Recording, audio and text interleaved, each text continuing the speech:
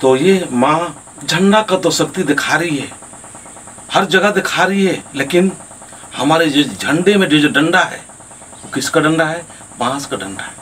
वही संकेत कर रही है, वही शक्ति दिखा रही है। तो झंडे में ही केवल नहीं, डंडे में भी शक्ति है, वो संकेत कर रही है। आइए तिगरा बुची डाड़ी मंजू राव के घर में डंडे के रूप में और झंडे के रूप में, हमारे जो डंडा में झंडा लगाते उसका कितना शक्ति और कितना पावर है वो संकेत कर रही है। आप आइए यहाँ दर्शन कीजिए, विनती भजन कीजिए। तो हम चाहेंगे कि हमारे धर्म बहन है उनसे भी चाहेंगे, देख के आपको कैसा लगा?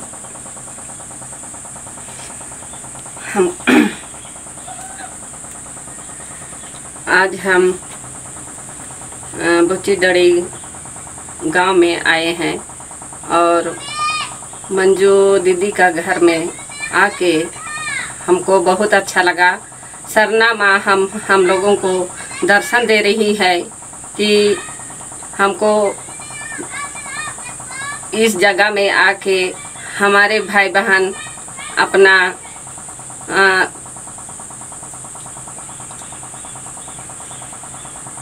हमारे भाई बहन मिलकर हमारे इस जगह में सरना माँ को देखने आए हैं। और हम लोग को विश्वास लग रहा है कि सरना माँ 4 गो बांस का झंडा जिसमें गड़ा हुआ है उसके बीच में ये अभी नया पत्ता बांस का 3 गो दिखाई दे रहा है और धर्मेश का रूप में और सरना माँ का रूप में वो प्रकट हुए हैं।